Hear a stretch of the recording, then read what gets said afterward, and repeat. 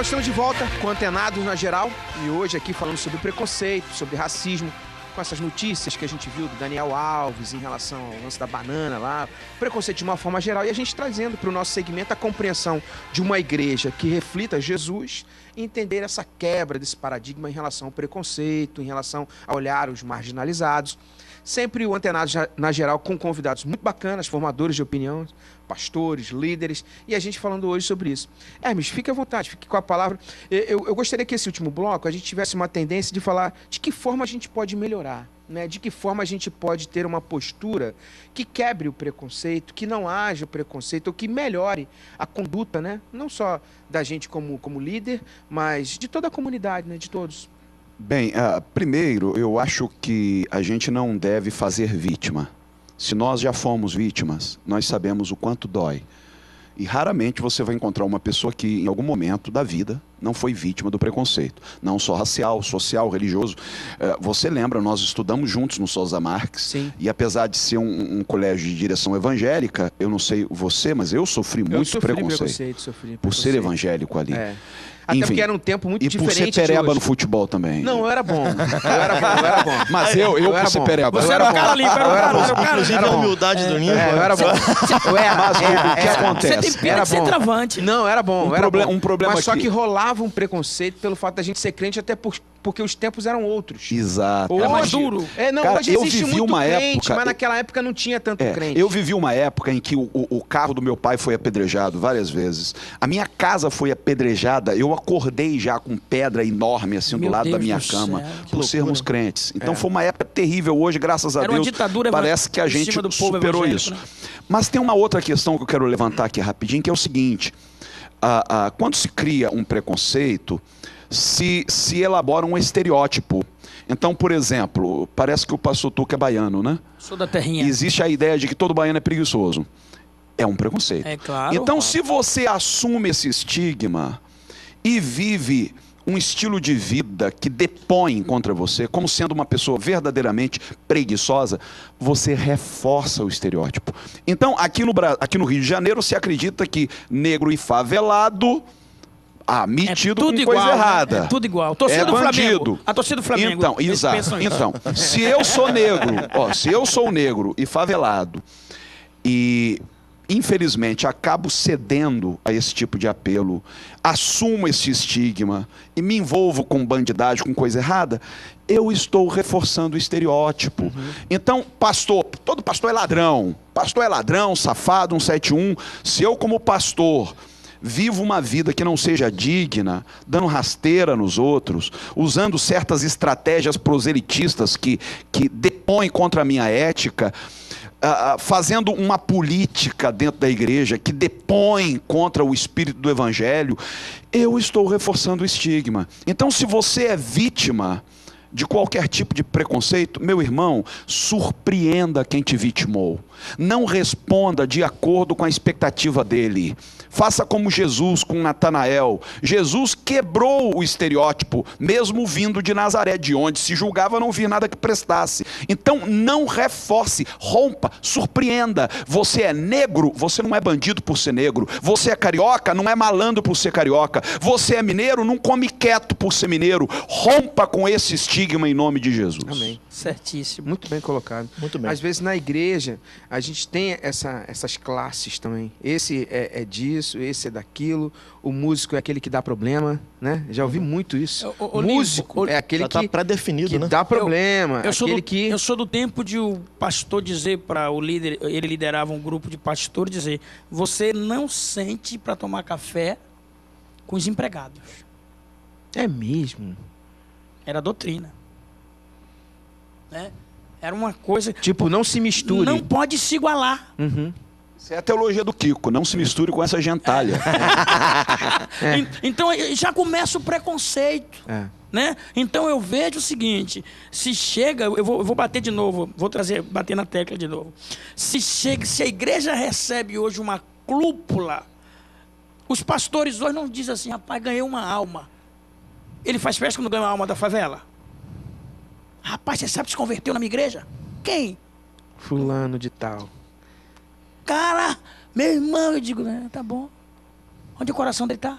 pensando em fins, resultado financeiro, resultado social, como eu vou dizer, vou repetir aqui a frase, trazendo sucesso para sua vida, para o seu Face. Eu sou amigo de tanto, e eu fujo dessas coisas, mano.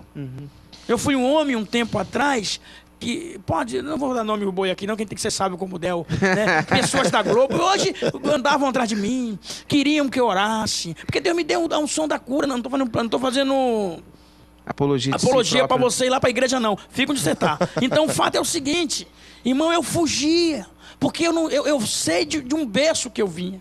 Eu sou do tempo, assim, meus pais, e a gente comia, chegava uma pessoa lá na minha cidade para comer na nossa mesa, tinha 3 cadeiras, minha mãe dizia, vocês não vão para a mesa.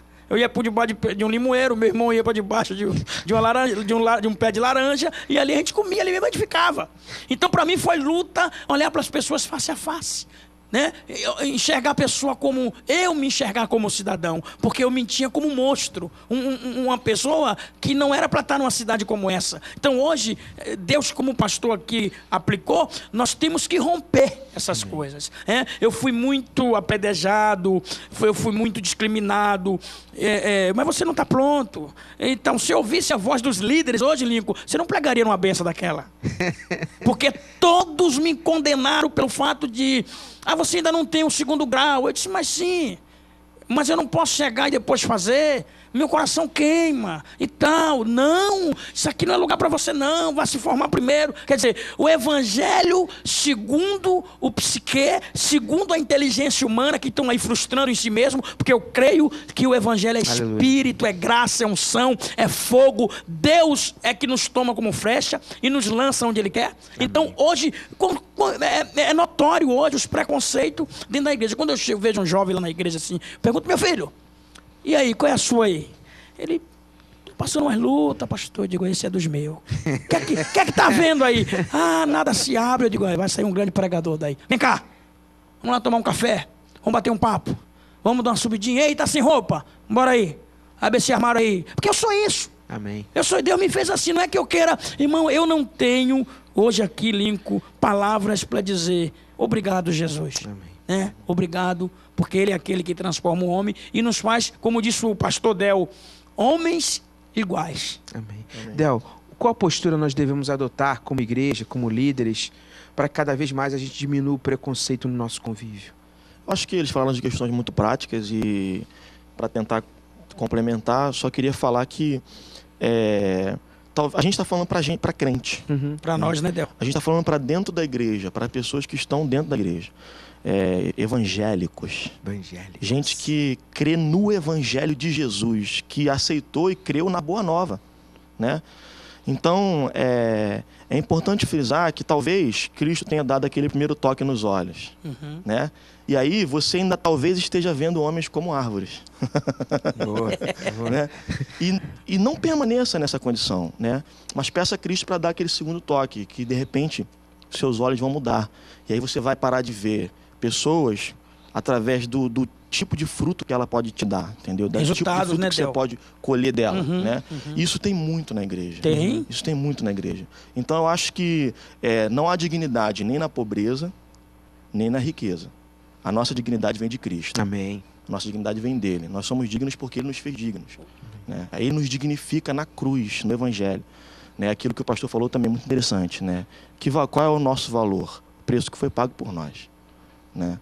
Foi pago um alto preço por nós, esse é o nosso valor. Qual é o valor do nosso pecado? Qual é o tamanho do nosso pecado? O preço que foi pago também. Que levou ele à cruz, que levou ele à cruz. A ser assassinado há de ver por que nós. Levou o Filho de Deus para a cruz, então não é coisa pequena, é coisa séria, é coisa grande. Então, viva a luz desse evangelho. Né? Quanto mais evangélica a igreja evangélica do Brasil for, menos preconceituosa ela vai ser. Então, na base, procura conhecer o evangelho, procura fazer a aplicação na sua vida prática desse evangelho. Né? Isso já vai mudar radicalmente, tanto no púlpito a nossa liderança, quanto na liderança em geral da igreja, nos bancos. Eu acho que isso vai fazer um efeito poderoso, Lincoln. Poderoso. Amém. Olha, muito obrigado pela presença de vocês. Deus abençoe muito. Tuca, Deus te abençoe. Brigadão. Hermes, prazer revê-lo. Deus te abençoe. E não somos todos macacos. Não somos todos macacos. E espero que não sejamos todos bananas também. Prazer estar aqui, Lincoln. Del, valeu. Mas vamos comer Antenados banana. fica por aqui, a gente se encontra. Super valeu e tchau, tchau. Carry the cross, you died and rose again, my God.